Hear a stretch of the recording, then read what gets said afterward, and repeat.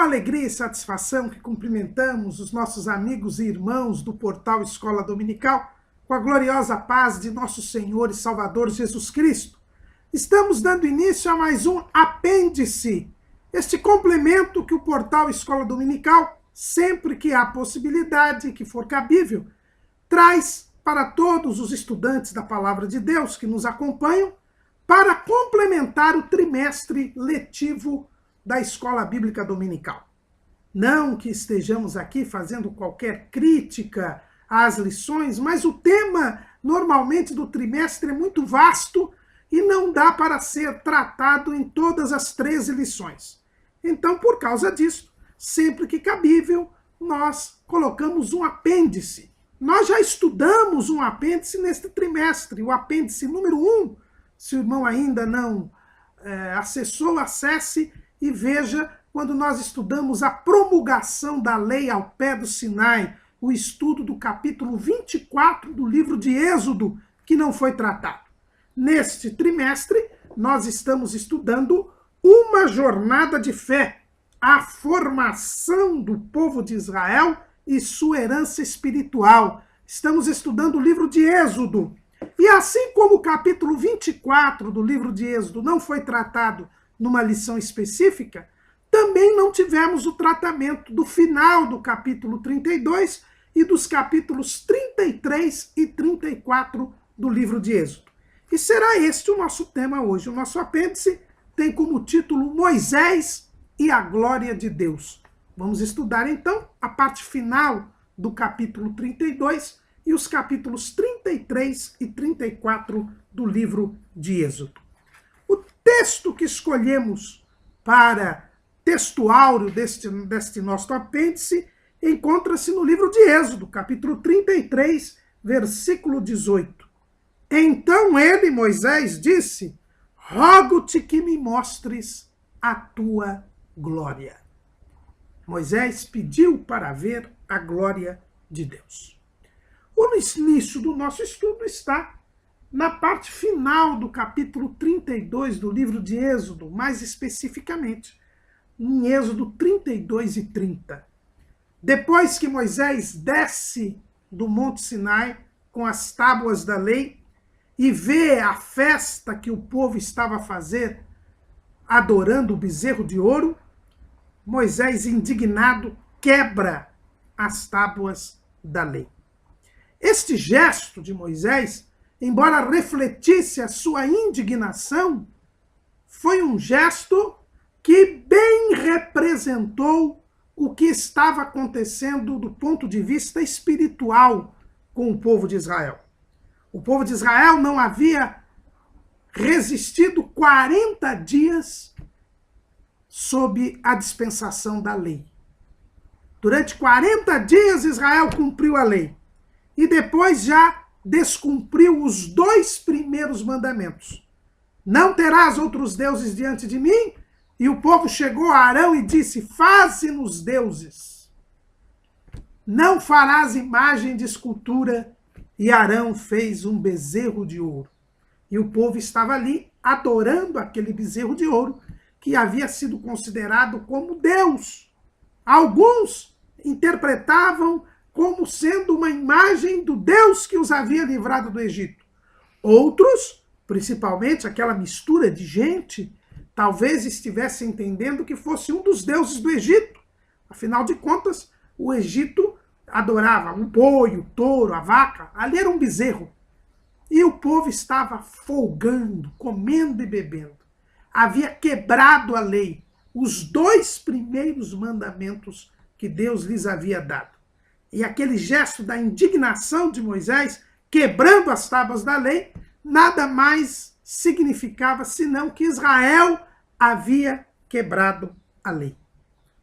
Antes mesmo de Moisés voltar e ver aquela situação, o próprio Deus já havia dito a Moisés o que o povo estava a fazer. E o próprio Deus quis destruir Israel, porque a regra da lei é esta: se nós fizermos aquilo que Deus mandou, viveremos. Mas se não fizermos aquilo que Deus mandou, nós morreremos. É a escolha da lei. Se você faz o que Deus manda, você vive. Se você não faz, você morre. E ninguém cumpriu a lei a não ser Jesus Cristo. É por isso que a lei é chamada pelo apóstolo Paulo, lá na primeira carta, aliás, na segunda carta aos Coríntios, no capítulo 3, no versículo 7, Paulo chama a lei de "Isso o ministério da morte, gravado com letras em pedras, veio em glória." Paulo chama a lei de um ministério da morte. Nesse mesmo texto, nesse 2 aos Coríntios, é dito que a letra mata. E letra mata aí, irmãos, não é dizer que se a pessoa estudar vai se desviar espiritualmente, como muito se pregou durante anos em nossas igrejas. A letra aí é a lei. A lei mata. Por quê? Porque ninguém pode ser salvo pela lei. Porque ninguém conseguiu cumprir a lei. Lá na Epístola aos Gálatas, o apóstolo Paulo, que conhecia como ninguém a lei, ele que tinha sido fariseu, ele diz assim no capítulo 3, versículo 11, "E é evidente que pela lei ninguém será justificado diante de Deus, porque o justo viverá da fé." Então, por isso Deus quis destruir o povo. Fazia parte do pacto que ele havia firmado com o povo no Monte Sinai. Mas Moisés, ainda no monte, antes de descer com as tábuas da lei, ele já havia intercedido pelo povo. Moisés pediu a Deus misericórdia e pediu a Deus que cumprisse as suas promessas e não destruísse aquele povo, porque senão todas as nações diriam que Deus havia destruído o povo porque era incapaz de levá-lo até a terra de Canaã. É interessante que o catecismo da Igreja Católica, da Igreja Romana, quando ele trata a respeito deste assunto, no parágrafo 2577, ele diz assim, e é interessante, nós vamos ler aqui para os irmãos: "Dessa intimidade com Deus fiel, lento para a cólera e cheio de amor, Moisés tirou a força e a tenacidade de sua intercessão. Não ora por si, mas pelo povo que Deus adquiriu. É sobretudo depois da apostasia do povo que ele se posta na brecha diante de Deus." E aí o catecismo da Igreja Romana cita o Salmo 106, versículo 23, que Deus diz assim: "Pelo que disse que os teria destruído, se Moisés, seu escolhido, se não pusera perante ele naquele transe para desviar a sua indignação, a fim de os não destruir." Moisés, ele intercede pelo povo, e aí ele tipifica a figura de nosso Senhor e Salvador Jesus Cristo. É Jesus que intercede por nós e impede que nós sejamos destruídos por causa dos nossos pecados. Moisés tinha intimidade com Deus, tinha ficado 40 dias e 40 noites no monte, na nuvem da glória de Deus, recebendo as instruções para a construção do tabernáculo. E aí Moisés, então, intercede pelo povo. E Deus, já prenunciando a sua graça, resolve não destruir o povo e manda que Moisés volte. Mas Moisés, ao ver aquela cena, ele quebra as tábuas da lei. Deus não queria destruir o povo. Deus iria dar uma nova chance ao povo. Mas esta chance não se daria pela lei. Daí porque as tábuas foram quebradas. Porque ninguém é justificado pela lei. Moisés quebrou as tábuas e a Bíblia nos diz que, em seguida, destruiu o bezerro de ouro, moeu o bezerro de ouro até ele ficar pó, misturou com água e obrigou o povo todo a tomar esta água do bezerro de ouro. Por que Moisés fez isso? Moisés fez isto para que nenhum pedaço do bezerro do ouro ficasse, para que o povo não o adorasse mais. E com o povo tomando aquele pó de ouro, ficaria nas suas entranhas, não haveria como o povo restaurar este bezerro de ouro, ou este culto ao bezerro de ouro. Em seguida, Moisés perguntou quem estava do lado do Senhor. E só a tribo de Levi se dispôs a ficar do lado do Senhor. E é por isso que Israel perdeu a sua condição de nação sacerdotal. Ela havia sido escolhida por Deus para ser o reino sacerdotal. Foi este o pacto que Deus fez no Sinai. Mas Israel, por causa do episódio do bezerro de ouro, e não tendo disposição ao ficar ao lado do Senhor, transferiu este sacerdócio para a tribo de Levi. Por isso que a tribo de Levi foi escolhida para ser a tribo do sacerdócio. E Arão foi escolhido para ser o primeiro sumo sacerdote. Por quê? Porque o povo não ficou do lado do Senhor, só a tribo de Levi. E morreram 3.000 pessoas naquele dia. Após esta limpeza espiritual que Moisés faz no povo, Moisés resolve, e aí entramos então propriamente no tema do nosso apêndice, Moisés então resolve subir ao Monte Sinai novamente. É o que está lá em Êxodo 32 e 30. E aconteceu que no dia seguinte, Moisés disse ao povo: vós pecastes grande pecado. Agora, porém, subirei ao Senhor. Porventura farei propiciação por vosso pecado. Moisés tinha intimidade com Deus. Moisés tinha comunhão com Deus. E ele percebeu que, apesar da morte daqueles 3.000 homens através dos levitas, isto ainda era insuficiente pela quebra da lei. Isto ainda era insuficiente diante do pacto assumido por Israel com Deus no Monte Sinai. E então Moisés resolve subir ao monte. E ele traz uma expressão que é interessantíssima. Ele diz assim: porventura farei propiciação por vosso pecado. Moisés, sendo um homem de Deus, um homem que estava em comunhão com Deus, escolhido por Deus para liderar o povo, tendo já entendido que Deus não tinha destruído o povo, porque ele havia intercedido pelo povo, ele sobe ao monte para tentar fazer com que o Senhor fosse favorável ao povo. É isso que quer dizer propiciação. Ele subiu ao monte para ver se pela sua comunhão com Deus, ele poderia fazer com que o povo fosse visto por Deus de modo favorável. Mas Moisés, irmãos, era homem. Um homem em comunhão com Deus. Um homem que tinha intimidade com Deus, como foi dito aqui no Catecismo da Igreja Romana, mas ele era homem. Ele não podia fazer a propiciação pelos pecados do povo. Veja que ele não deu garantia para o povo. Ele disse: porventura farei propiciação por vosso pecado. Mas ele não fez. Ele subiu ao monte para interceder pelo povo. Mas olha o que a Bíblia nos diz. Moisés chegou diante de Deus e fez um pedido.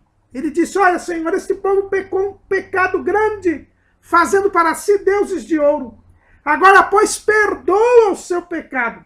Se não, risca-me, peço-te, do teu livro que tens escrito. Os irmãos percebam que Moisés procurou usar como argumento a sua justiça, a sua comunhão com Deus, como critério para que Deus perdoasse o povo. Ele quis usar a sua justiça para libertar o povo da destruição, para salvar o povo. E por isso até disse a Deus: olha, se o Senhor não perdoar o povo, também não me perdoa. Porque ele sabia que Deus não iria puni-lo, porque Deus é justo, ele não havia pecado. Quando o povo construiu o bezerro, adorou o bezerro, ele estava no monte. Nem ele, nem Josué pecaram o pecado do bezerro de ouro. Todo o resto do povo pecou, mas eles não. Então ele diz, Senhor, risca, se não for para perdoar o povo, me condena junto. Moisés quis ser a propiciação do pecado do povo. Ele sabia que Deus não podia condená-lo, porque ele não havia pecado. E ele queria, pela sua retidão, salvar o povo. Mas qual foi a resposta de Deus? Deus disse, aquele que pecar contra mim, este eu riscarei do meu livro. Vai, pois, agora, conduz este povo para onde te tenho dito. Eis que meu anjo irá diante de ti. Porém, no dia da minha visitação, visitarei neles o seu pecado. Assim feriu o Senhor o povo, porquanto fizeram o bezerro que Arão tinha feito. Em Êxodo 32, lido 33 até o 35. Moisés não conseguiu fazer a propiciação pelo pecado do povo. Deus disse, Moisés, você não pecou, por isso eu não vou riscar o seu nome do livro da vida. Não vou riscar o seu nome do meu livro, porque você não pecou. Mas você é um pecador. E eu vou sempre visitar o pecado daquele que peca. Você não pode tirar o pecado do povo. O pecado do povo aí está. Você não pecou, por isso não vou riscar o seu nome do livro. Mas o povo pecou. E por isso a Bíblia diz que Deus feriu o povo. Alguns comentaristas judeus dizem que tudo que de ruim acontece para os judeus, desde aquela época, é consequência do pecado do bezerro de ouro. Eles dizem que o povo tomou o pó nas suas entranhas e de geração em geração as consequências do pecado do bezerro de ouro perduram na nação israelita. Deus disse, quem peca contra mim, eu castigarei. Moisés, irmãos, não conseguiu demover o pecado do povo, retirar o pecado do povo, porque a lei ninguém justifica. Moisés representa aqui o homem que está em comunhão com Deus pela lei, mas é um homem que, embora em comunhão com Deus, por causa dos sacrifícios cerimoniais da lei, ele tem o seu pecado coberto, ele não tem o seu pecado tirado. E eis então, irmãos, a insuficiência da lei. Moisés não pôde fazer a propiciação pelos pecados do povo. Só um iria fazer isto. E o apóstolo João nos apresenta este que é a propiciação, não só dos pecados de Israel, não só dos nossos pecados, mas dos pecados do mundo inteiro. Na primeira carta de João, capítulo 2, meus filhinhos, estas coisas vos escrevo para que não pequeis. E se alguém pecar, temos um advogado para com o Pai, Jesus Cristo, o justo. E ele é a propiciação pelos nossos pecados. E não somente pelos nossos, mas também pelos de todo o mundo. É Jesus que tirou o pecado do mundo. É por isso que João Batista apresenta Jesus para o povo dizendo, eis o Cordeiro de Deus que tira o pecado do mundo. Moisés tentou propiciar os pecados do povo, mas não foi capaz de fazê-lo. O máximo que ele conseguia é, pela sua comunhão, não ter o seu nome riscado do livro. É o que o profeta Ezequiel também diz, quando ele cita 3 grandes servos de Deus, Noé, Jó e Daniel, e diz Ezequiel, trazendo uma palavra de Deus, que estes homens de Deus, pela sua justiça, conseguiriam ter o seu nome escrito no livro, pela comunhão que tiveram com Deus, mas não conseguiriam propiciar os pecados dos outros. É o que aconteceu com Moisés. Moisés quis propiciar o pecado do povo, mas não o pôde. Por quê? porque ali ele era o representante da lei. E a lei a ninguém justifica. Mas Jesus, sim, tira o pecado do mundo. Nós entendemos até que é neste instante, nesta experiência que Moisés tem, que lhe é revelado algo que somente quando ele estava se despedindo do povo, ele pôde falar com o povo. Lá no livro de Deuteronômio, no capítulo 18, Moisés diz o seguinte, a partir do versículo 15. O Senhor teu Deus te despertará um profeta do meio de ti, de teus irmãos como eu. A ele ouvireis. Conforme a tudo que pediste ao Senhor teu Deus em Horebe, no dia da congregação, dizendo: não ouvirei mais a voz do Senhor meu Deus, nem mais verei este grande fogo, para que não morra. Então o Senhor me disse: bem falaram naquilo que disseram. Eis-lhes suscitarei um profeta do meio de teus irmãos como tu, e porei as minhas palavras na sua boca, e ele lhes falará tudo o que eu lhe ordenar. E será que qualquer que não ouvir as minhas palavras, que ele falar em meu nome, eu o requererei dele.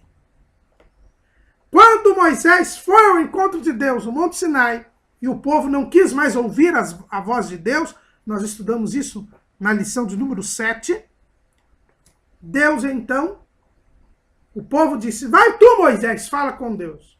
E Moisés foi falar com Deus.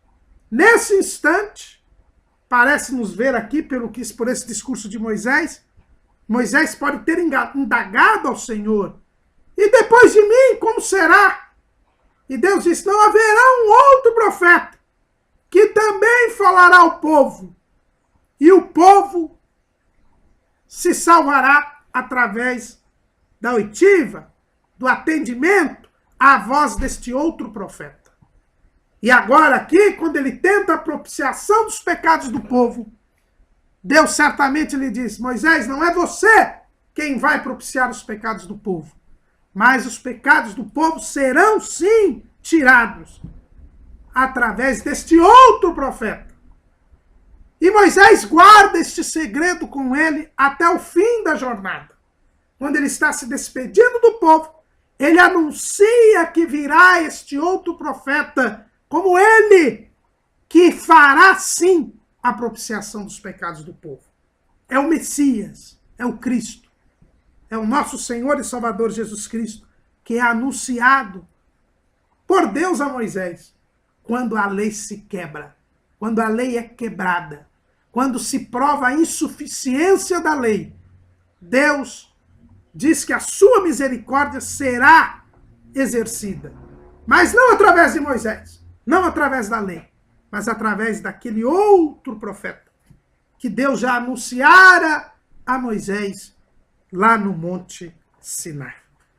É Jesus, irmãos, aquele que propicia os nossos pecados. E hoje nós estamos numa situação muito mais confortável do que o povo de Israel. Porque se pecarmos, como diz João na primeira carta que nós acabamos de ler, nós temos um advogado para com o Pai, Jesus Cristo, o justo, aquele que cumpriu a lei, que tirou o pecado do mundo, pois levou sobre si o nosso castigo, o nosso pecado. Ele pode nos tornar favoráveis a Deus. Moisés, então, diante desse fracasso da tentativa de propiciação dos pecados, recebe uma orientação. Moisés disse: o seu papel não é propiciar os pecados do povo. Para isso eu já designei um outro. O seu papel é guiar o povo até a terra de Canaã. E é por isso que Deus disse, e nós já lemos aqui, em Êxodo 32, 34, vai, pois, agora e conduz este povo para onde te tenho dito. Moisés, vai fazer o que eu te mandei. Você quer exercer um ministério que não é seu, é do profeta que virá, é do Messias. Você deve guiar o povo. Irmãos, nós não podemos perder o foco do nosso ministério. Hoje em dia, muitas pessoas estão deixando de fazer o que Deus mandou que eles fizessem e tentam fazer o que os outros têm que fazer. Cada um no seu lugar. Como diz o povo por aí, cada macaco no seu galho. Vamos então fazer o que devemos fazer. Moisés tinha que conduzir o povo até Canaã. E Deus ainda diz, Moisés, você conduz este povo para Canaã e eu vou te trazer uma novidade. Eu não irei mais no meio de vocês. Eu vou mandar um anjo para que vá. Porque se eu for, eu vou consumir este povo. Porque eles não cumprem a lei. E se eles não cumprirem a lei, eles estarão perdidos. Eles merecem a morte. Moisés já havia avisado o povo que Deus não queria mais ir com eles. Pelo que a gente lê aqui do capítulo 33, quando Moisés desceu do monte, quebrou as tábuas, ele já avisou o povo. Olha, vocês cometeram um grande pecado. Deus quis destruir vocês e não destruiu. E agora não quer mais ir junto com vocês. E a Bíblia diz que quando o povo recebeu esta notícia, ele retirou todos os enfeites, todos os adornos que havia nas suas vestes, os chamados atavios. É o que nós vemos lá em Êxodo 33 e 4. E ouvindo o povo esta má notícia, entristeceram-se, e nenhum deles pôs sobre si os atavios, porquanto o Senhor tinha dito a Moisés, diz aos filhos de Israel, povo obstinado és, se um momento subir no meio de ti, te consumirei. Porém agora tira de ti os teus atavios, para que eu saiba o que te hei de fazer. Então os filhos de Israel se despojaram dos seus atavios ao pé do monte de Horebe. O povo retirou os enfeites, retirou as vestimentas que demonstravam a sua alegria, a sua condição de povo de Deus. Esta retirada dos atavios é o símbolo da insuficiência da lei. Como eles haviam quebrado a lei, como a lei não podia salvar a ninguém, eles retiraram seus atavios. Eles não podiam mais se casar com Deus. Porque Israel foi escolhida para ser a noiva de Deus. Havia ali um pacto, uma aliança, como de marido e mulher, uma aliança perpétua. Mas agora, diante da quebra daquela aliança, Israel se despoja dos seus atavios, perde a qualidade de reino sacerdotal e de nação santa. E isto somente seria restaurado por Jesus. Hoje, na dispensação da graça, a igreja, que é este povo da nova aliança, ela tem os seus atavios. Quando nós lemos lá no Apocalipse, no capítulo 21, versículo 2, João, na sua revelação, diz, e eu, João, vi a santa cidade, a nova Jerusalém, que de Deus descia do céu, adereçada como uma esposa ataviada para o seu marido. A igreja, ela sim, é a noiva de Cristo. Por isso que toda noiva nós vem com um vestido com enfeites, com muitos adornos, não é? Ela é muito bela. E numa cerimônia de casamento, a noiva deve vir muito bela, porque ela simboliza a igreja de Jesus Cristo. Esta esposa ataviada para o seu marido. Porque hoje nós já não temos pecado. Porque hoje nós fomos justificados. Porque hoje nós estamos em comunhão plena e viveremos para sempre com o Senhor. Por isso nós estamos ataviados. Nós temos os adornos dos dons espirituais, do dom do Espírito Santo, da presença de Deus na nossa vida. Nós somos o templo do Espírito Santo. Nós temos o Pai e o Filho morando em nós. nós temos o amor de Deus derramado em nossos corações, nós estamos ataviados para o marido, para Cristo. Porque fomos libertos do pecado, libertos da escravidão do pecado. Mas Israel havia quebrado a lei. Pela sua incredulidade, já não tinham recebido a promessa de Abraão. E agora quebravam a lei. E por isso, eles despojados foram dos seus atavios. E a Bíblia diz que eles colocaram ao pé do Monte Sinai. Nós já estudamos aqui na lição de número 7, também na lição de número 9, que o Monte Sinai, como diz o pastor Alderi Nelson Rocha, ele representava ali o tabernáculo natural. Então, o pé do monte é o símbolo do pátio, do átrio, da parte mais externa do tabernáculo. E foi ali que o povo jogou os seus atavios, se despojou dos seus atavios, porque não tinha mais a condição de reino sacerdotal e nação santa. Mas a igreja não. A igreja ela está ataviada para o seu marido. Como diz o apóstolo Paulo lá na Epístola aos Efésios, no capítulo 5 e no versículo 27, para apresentar a si mesmo igreja gloriosa, sem mácula, nem ruga, nem coisa semelhante, mas santa e irrepreensível. A igreja que vai se encontrar com o seu noivo nas nuvens no dia do arrebatamento da igreja, ela é uma esposa ataviada para o seu marido. É uma igreja santa, que não tem mancha, que não tem pecado. É uma igreja que está se renovando a cada dia. Por isso que ela não tem ruga nem coisa semelhante. Porque ela se renova a cada dia na presença do Senhor. Moisés, não vou mais no meio do povo. E Moisés, ele faz um pedido a Deus. Ele diz, Senhor, não faça isso. Se o Senhor não for conosco, nós não sairemos daqui. Ele tem uma ousadia, né? Por causa da sua intimidade, como nós vimos aqui no Catecismo da Igreja Romana, ele faz um pedido pelo povo. Ele pede a Deus para que ele não abandone o povo, para que ele possa ir no meio do povo. E Deus atende este pedido de Moisés. O primeiro pedido, para fazer a propiciação dos pecados do povo, Deus não atendeu. Mas a este pedido de Moisés, para que o povo, para que Deus fosse do meio do povo, para que Deus não abandonasse o povo, não mandasse um anjo, mas que Deus fosse com o povo, este pedido Deus atendeu.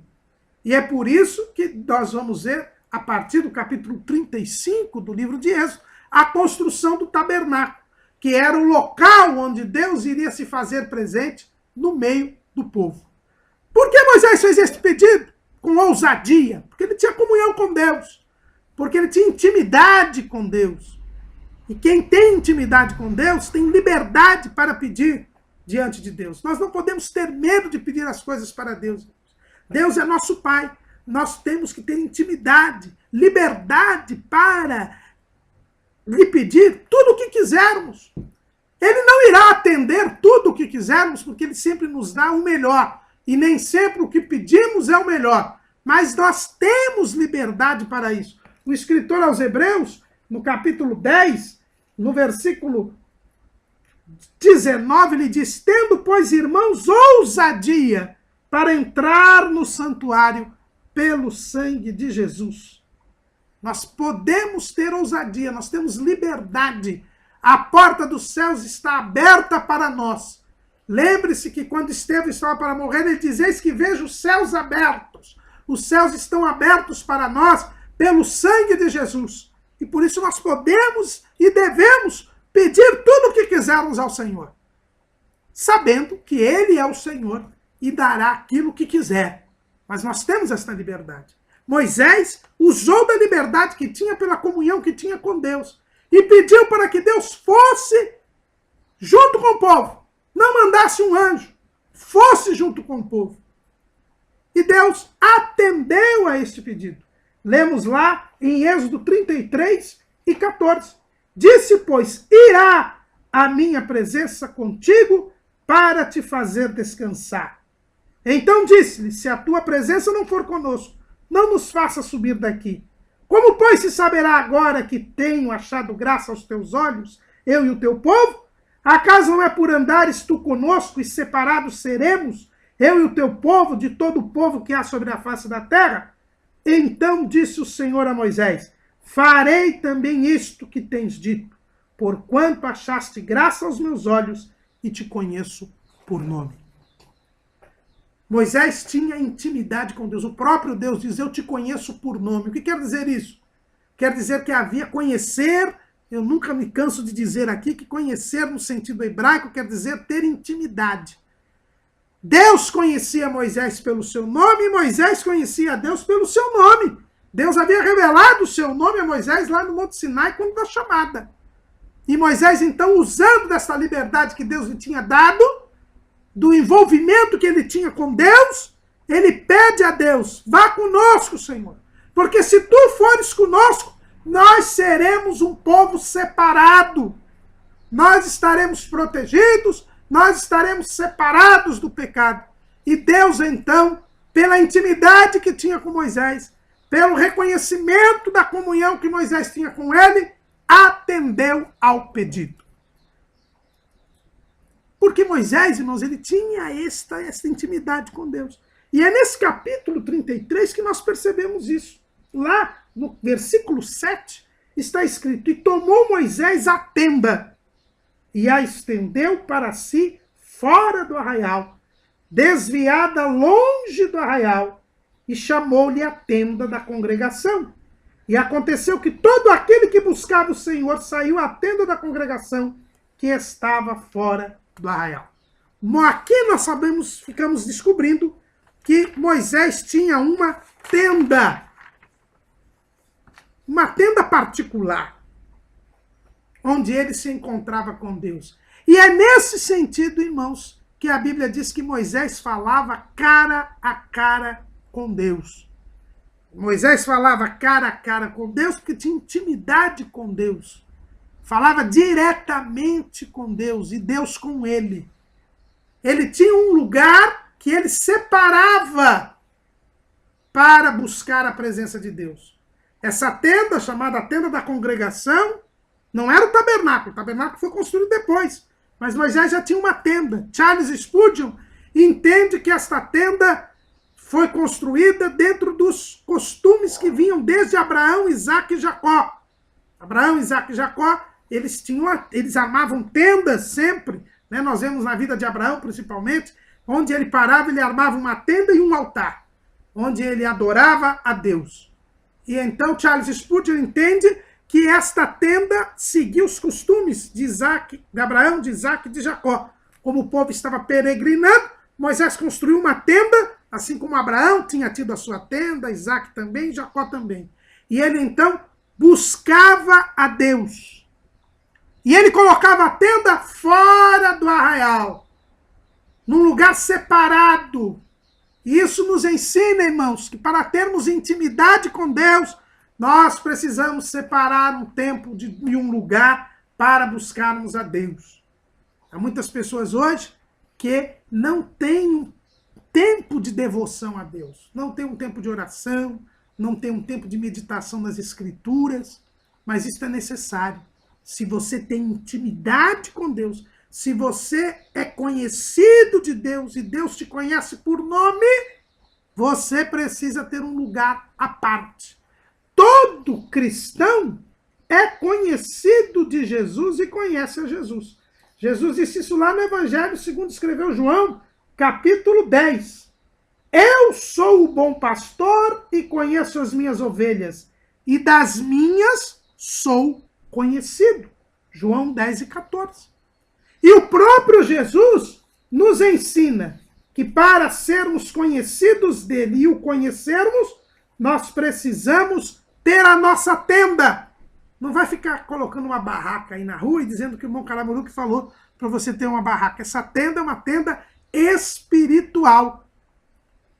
E Jesus nos ensinou, lá no Sermão do Monte, Mateus capítulo 6, versículo 6. Mas tu, quando orares, entra no teu aposento e, fechando a tua porta, ora teu Pai que está em oculto, e teu Pai que vê secretamente te recompensará.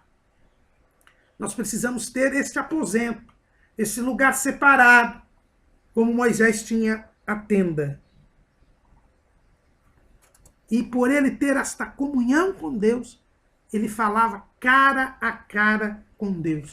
Isso não quer dizer que ele via a face gloriosa de Deus, como nós vamos ver daqui a pouco. Mas isso quer dizer que ele tinha um contato direto com Deus. Lá em Êxodo 33:11 diz que lá na tenda falava o Senhor a Moisés cara a cara, como qualquer fala com o seu amigo. Quem tem esse momento com Deus, quem tem essa intimidade com Deus, quem tem esse espaço para Deus, Deus o fala como fala um amigo. Já na lei, no tempo de Moisés, Deus falava com Moisés assim. E na graça, Deus fala com todo o povo. Jesus disse isso lá em João 15:15. Já vos não chamarei servos, porque o servo não sabe o que faz o seu senhor, mas tenho-vos chamado amigos, porque tudo quanto ouvi de meu Pai, vos tenho feito conhecer. Quem está no seu aposento, quem fecha a sua porta, quem tem intimidade com Deus, Jesus nos faz conhecer tudo quanto ele ouviu do seu Pai. É isto que nos faz ter uma intimidade maior que a que Deus teve com Moisés. Você tem a sua tenda? Pense nisso e remodele a sua vida se você não tem isso. Moisés colocava a tenda fora do arraial. O crente também tem que colocar a sua tenda fora do arraial. O arraial simboliza o mundo, simboliza as coisas desta vida. Nós não podemos nos embaraçar com as coisas desta vida. Nós não podemos nos envolver com as coisas desta vida. Nós temos que estar separados de Deus. Olha, separados do mundo, separados com Deus, em santidade.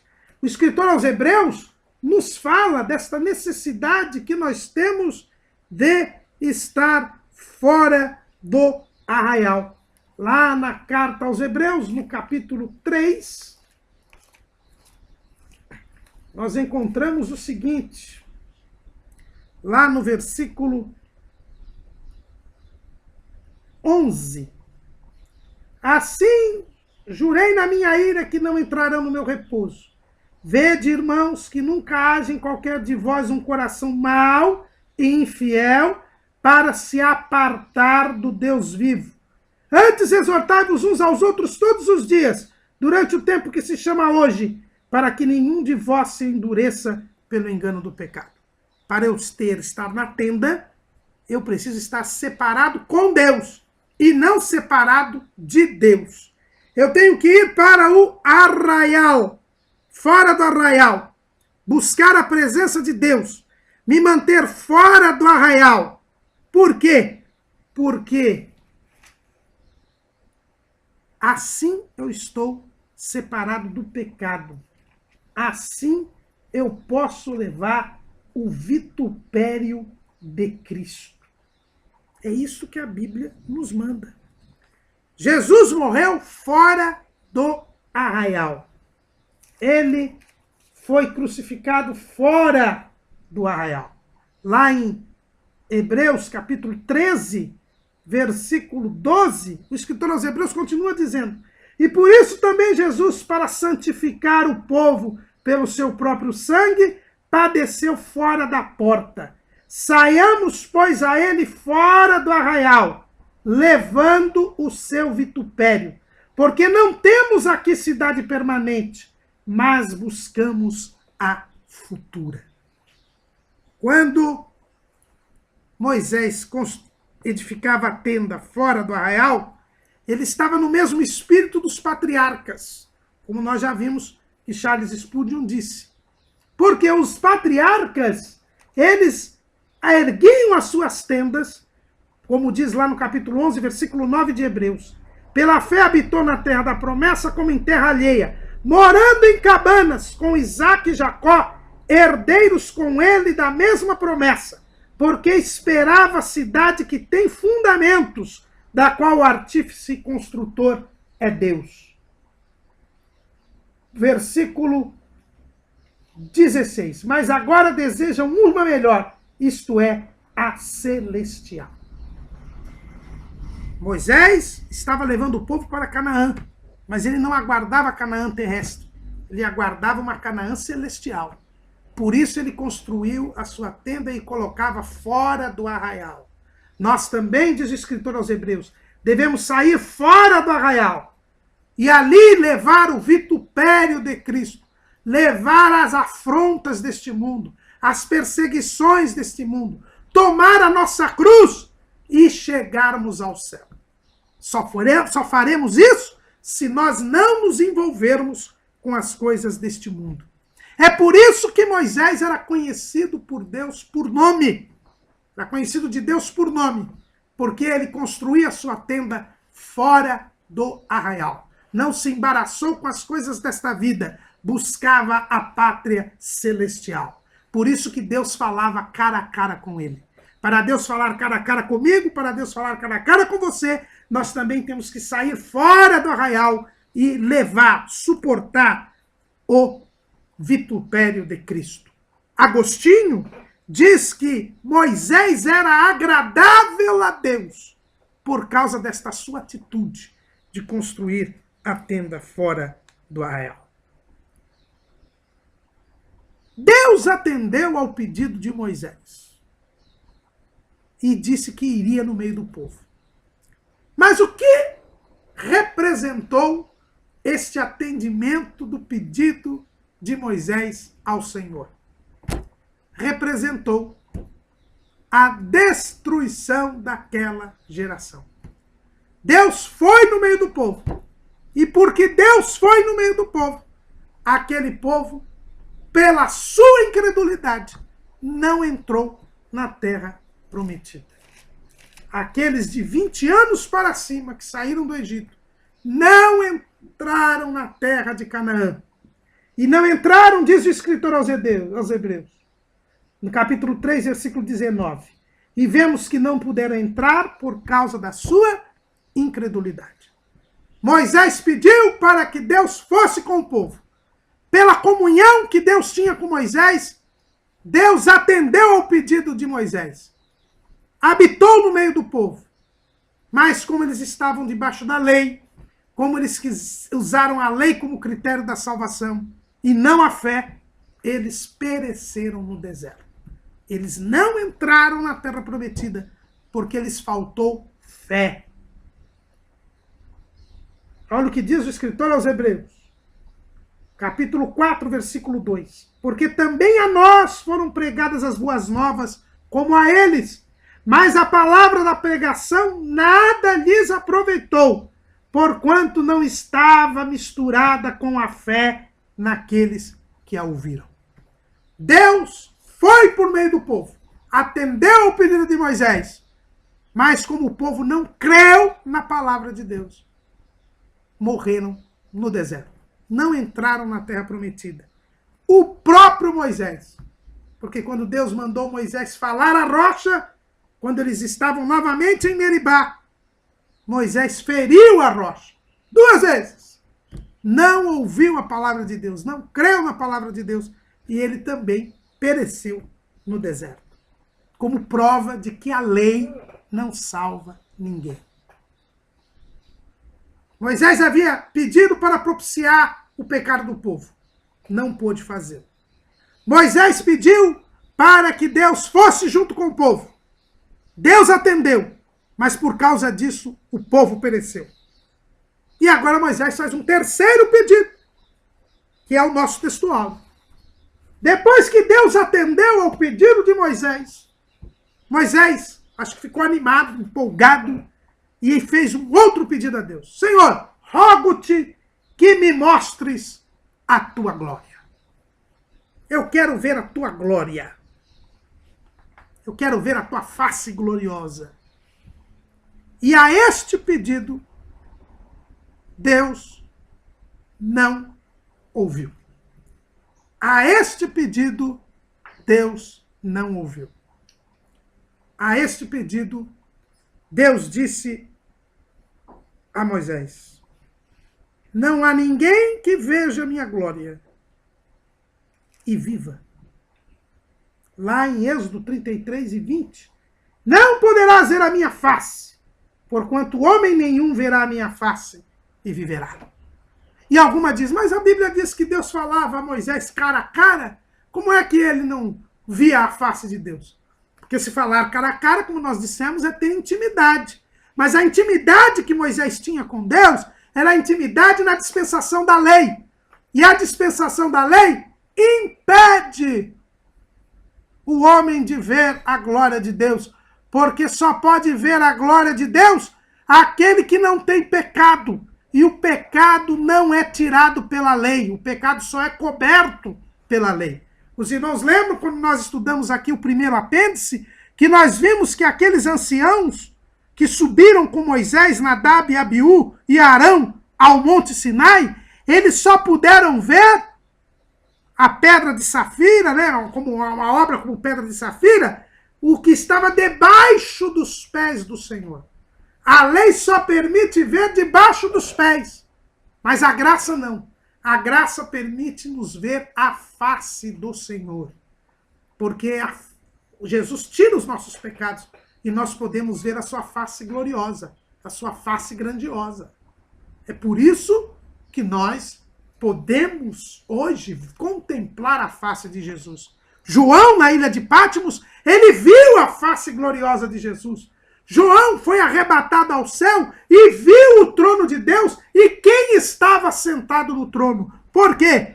Porque nós agora temos livre acesso ao trono da graça. É o que diz o escritor aos Hebreus. Os irmãos veem que nós estamos citando muito o escritor aos Hebreus, porque o livro de Hebreus ele tem por função mostrar a superioridade de Cristo sobre a lei, sobre Moisés, sobre os anjos. A mensagem de Hebreus, como nos dizia o saudoso pastor João Branco, é que Jesus Cristo é melhor. É melhor do que os anjos, é melhor do que a lei, é melhor do que Moisés, é melhor do que Arão. E o escritor aos Hebreus, ele nos deixa isto bem claro, quando ele nos mostra que Jesus, ele nos dá acesso ao trono da graça. Hebreus 4,16. Cheguemos, pois, com confiança ao trono da graça, para que possamos alcançar misericórdia e achar graça, a fim de sermos ajudados em tempo oportuno. Hoje nós podemos ver a face gloriosa do Senhor.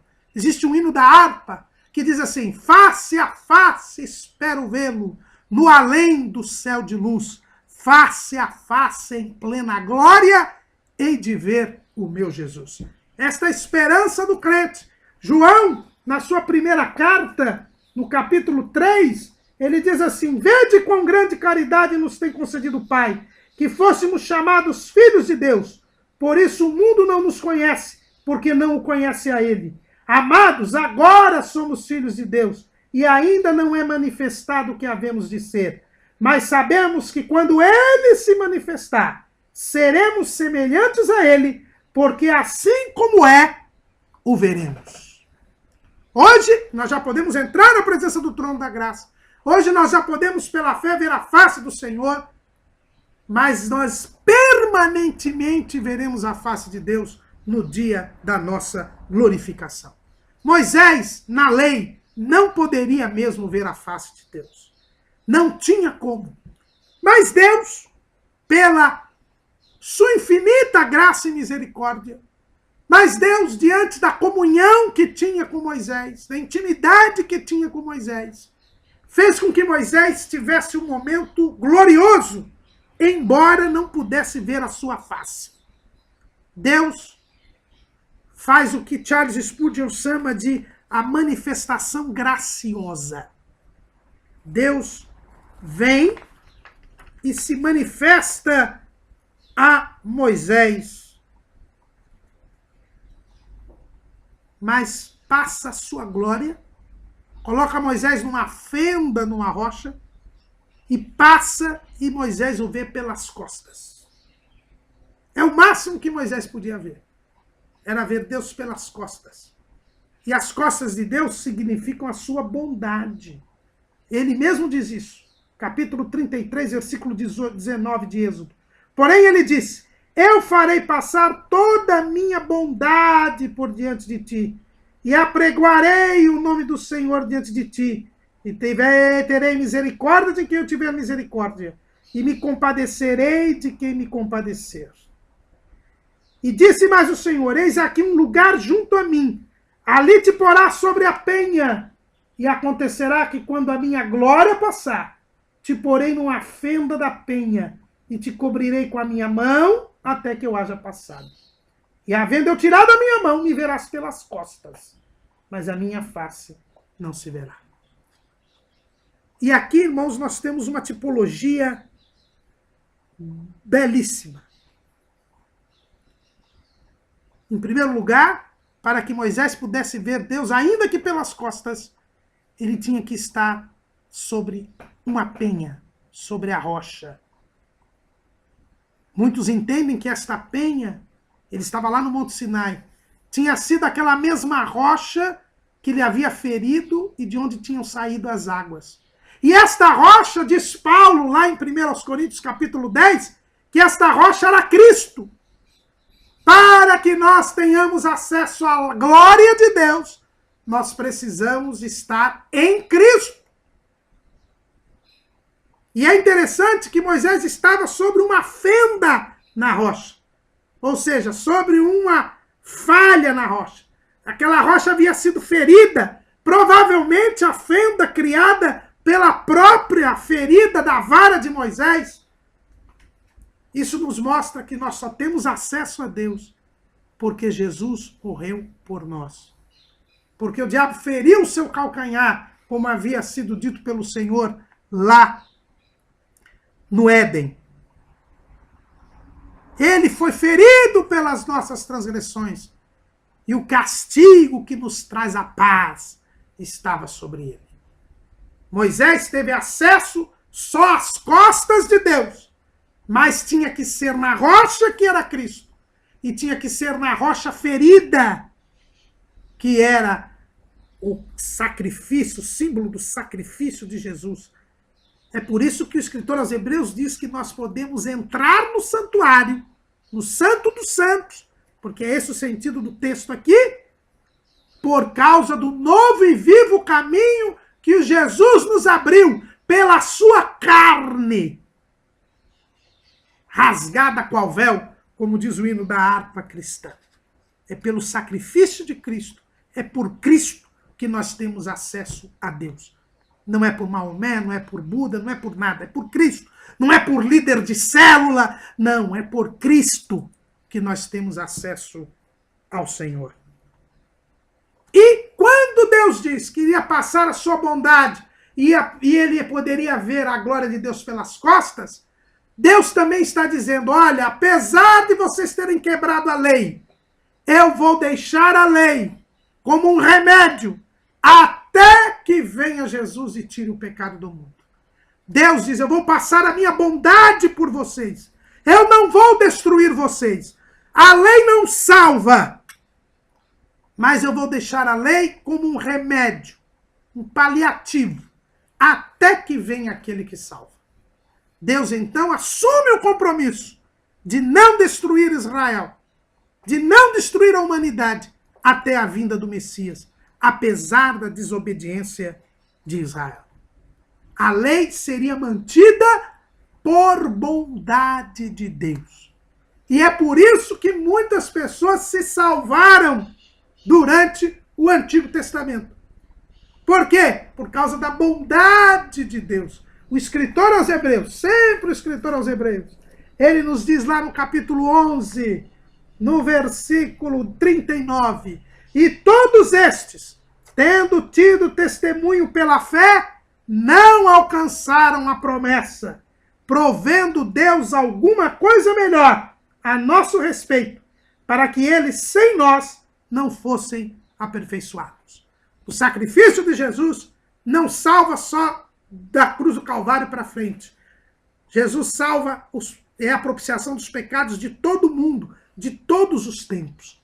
Pela bondade de Deus, Jesus, na esperança, quem estava na lei, mas tinha a esperança do Messias, quem reconhecia que a lei não salvava, mas viria aquele que salvaria, alcançou a salvação na pessoa de Jesus Cristo.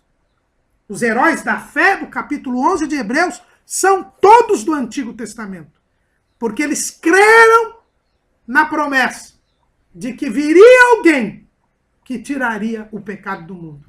E por isso eles procuravam cumprir a lei, mas sabendo que a lei apontava para alguém que iria resolver o problema do pecado.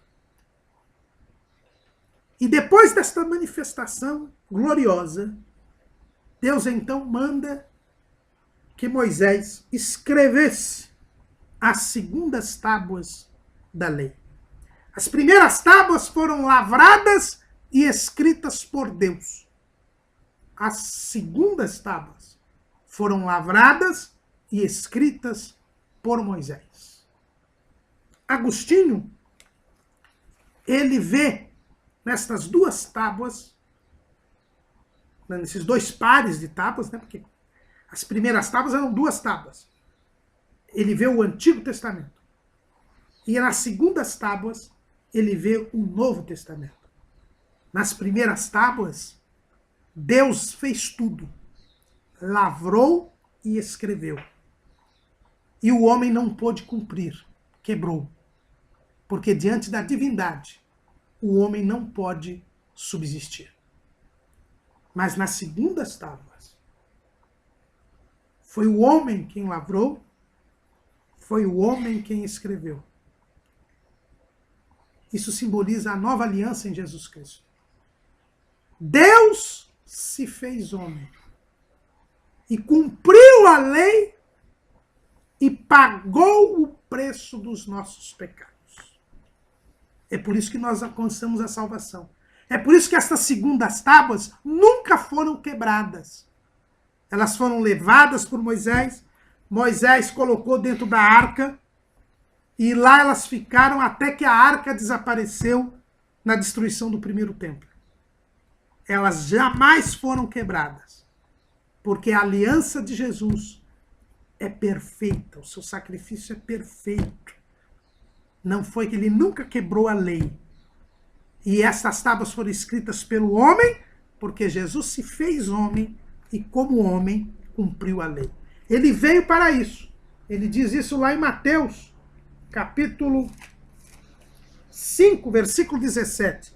Não cuideis que vim destruir a lei ou os profetas. Não vim abrogar, mas cumprir. E hoje em Cristo nós cumprimos a lei. Por quê? Porque em Cristo nós nos tornamos uma nova criatura, um novo homem, um homem sem pecado, e por isso nós fazemos a vontade de Deus. E a lei nada mais é do que a vontade de Deus. As primeiras tábuas, que traziam o ministério da morte, a condenação do homem, ela veio mediante a manifestação da ira de Deus. Nós já estudamos isso na lição 7. Deus, antes de entregar a lei, veio com trovões, relâmpagos, sonido de buzina, com terror, com a manifestação da sua ira. O povo teve medo, se pôs de longe. Agora, nas segundas tábuas, como é que Deus se manifesta para falar as palavras, os mandamentos que ele repetiu para que Moisés os escrevesse? Nós encontramos lá em Êxodo 34, versículo 6. Vamos ler a partir do versículo 5. E o Senhor desceu numa nuvem e se pôs ali junto a ele. E ele apregoou o nome do Senhor.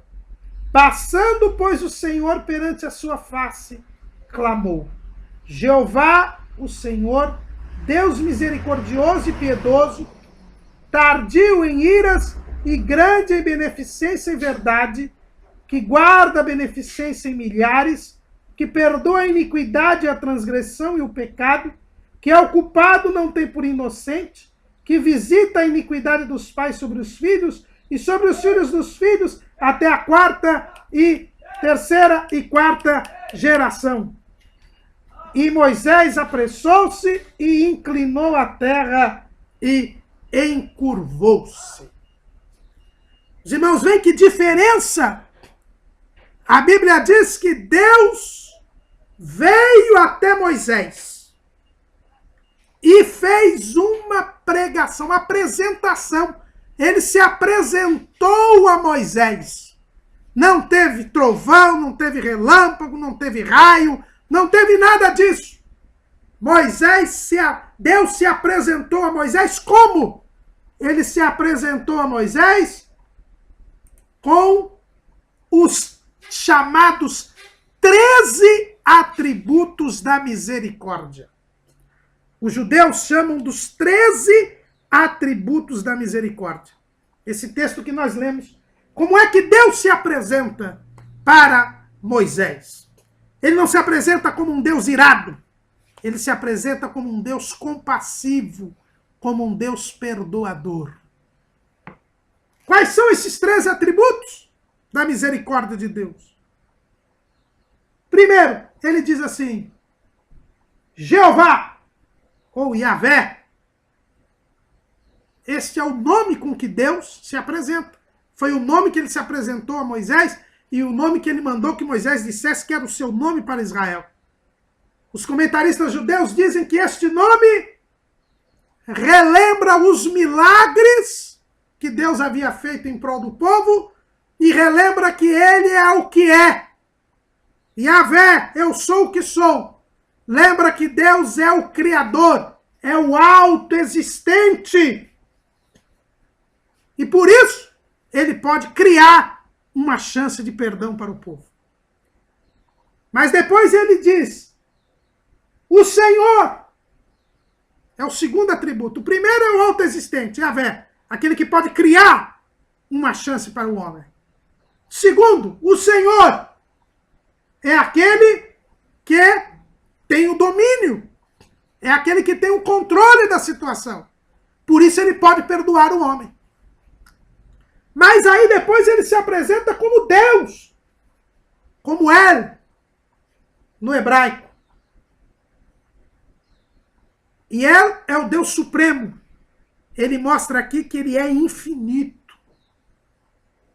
Ele tem o controle da situação, ele é infinito e ele é o Criador. Por isso ele pode perdoar. Mas o quarto atributo diz assim, Jeová, o Senhor Deus, misericordioso. Ele se apresenta como aquele que tem misericórdia. E o que é misericórdia, irmãos? Misericórdia é não dar aquilo que nós merecemos. Deus diz, eu sou o Criador, eu sou o Senhor, eu sou Deus, mas eu tenho misericórdia. Eu posso não dar aquilo que você merece. Ele abre a oportunidade para Israel. Ele diz, olha, eu sou misericordioso. Vocês quebraram a lei, mereciam morrer, mas eu não vou dar a morte para vocês. Mas tem o quinto atributo. Sou misericordioso e piedoso. Ou seja, eu tenho piedade. Eu alivio o castigo dos culpados. Eu não dou o que as pessoas merecem. Porque eu me compadeço. Eu sou piedoso. Mas aí vem o quinto atributo. Aliás, o sexto atributo. Tardio em iras. O Senhor é longânimo, ele tem paciência. É por isso que ele iria deixar todo o tempo da lei e não destruiria Israel, aguardando a vinda do Messias, a plenitude dos tempos. Deus é tardio em irar-se. Ele se ira, mas ele é tardio em irar-se. Para apresentar as segundas tábuas da lei, ele se apresenta como aquele que é tardio em irar-se. É por isso que Agostinho diz que aqui as segundas tábuas representam a nova aliança. Mas ele também tem o sétimo atributo. Ele é grande em beneficência. Deus faz bem. Ele faz o bem. Ele faz bem às pessoas, aos homens. E ele, antes de apresentar as segundas tábuas, antes de mandar de Moisés escrever as segundas tábuas, ele diz, olha, eu faço bem a este povo. Eu estou disposto a fazer bem a este povo. O oitavo atributo diz assim, ele é grande beneficência em verdade. Deus é verdadeiro. Ele é verdadeiro. Ele é a própria verdade. Né? Jeremias vai dizer que ele é a verdade. Deus é a verdade. E por ser a verdade, ele quer nos ensinar na verdade, nos guiar na verdade, para que nós não erremos. Por isso Jesus está apontando aqui para Jesus, que ele disse, eu sou o caminho, a verdade e a vida. E ele orando ao Pai, ele diz, santifica-os na verdade, a tua palavra é a verdade. É pela verdade que nós nos santificamos, nos purificamos e continuamos em comunhão com Deus e não sofremos o seu juízo. Mas aí vem o nono atributo, que diz assim, que guarda a beneficência em milhares. Deus não só faz bem, como ele também transfere este bem para gerações futuras. Ele preserva a sua bondade para gerações futuras. Ele faz bem a uma geração e este bem passa para as gerações seguintes. Deus sustenta a sua bondade ao longo dos tempos. Por isso que a lei perdurou todo o tempo que perdurou até a vinda de Cristo. Porque Deus preservava a sua bondade de geração em geração. O décimo atributo é aquele que perdoa a iniquidade. Ele diz, eu vou perdoar o pecado. E aí a iniquidade é o pecado intencional. No hebraico aqui é avon. É o pecado intencional. Mesmo aquele pecado voluntário, Deus perdoa. Deus perdoa. Deus está prometendo perdoar o pecado intencional do povo, como havia perdoado o pecado do bezerro de ouro. Mas ele também perdoa a transgressão. A transgressão aqui, vapecha, quer dizer, o pecado de rebeldia, a rebelião, algumas traduções dizem a rebelião. O povo havia se rebelado contra Deus, mas mesmo assim Deus perdoaria a rebelião. É por isso que Jesus diz que quem pecasse contra o Pai, o Filho perdoaria. Quem pecasse contra o Filho, o Espírito Santo perdoaria. Só que quem peca contra o Espírito Santo não tem perdão, que aí não tem mais quem possa perdoar. Então, a rebelião, a transgressão, esse é o 11º atributo.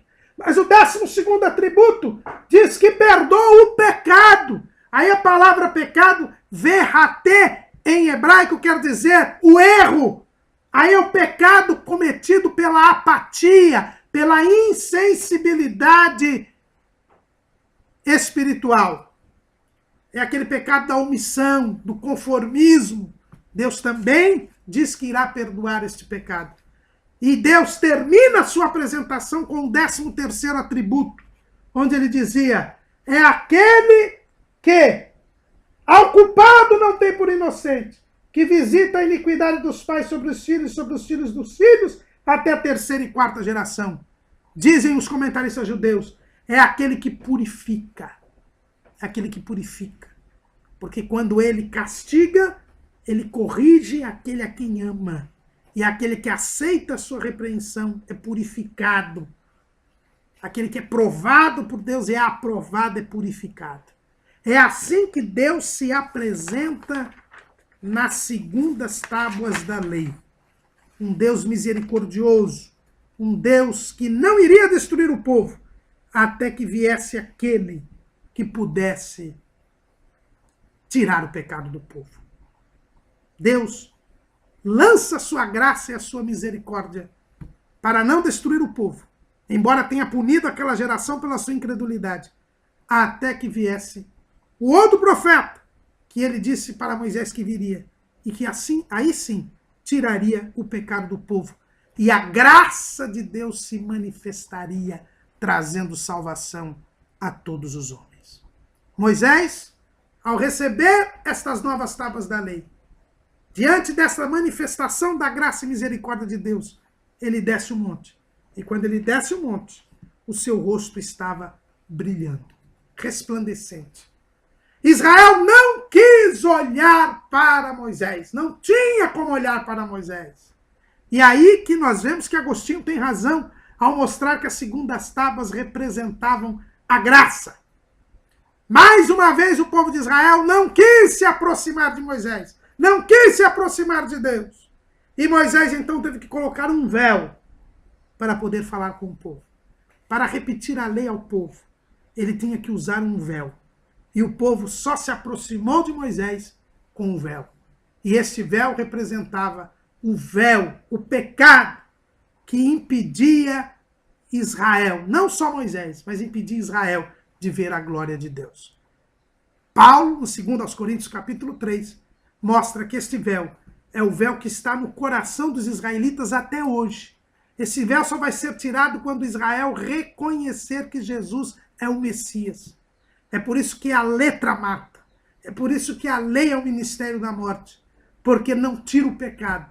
E o véu simbolizava o pecado que impediu o povo de ver a glória de Deus refletida em Moisés.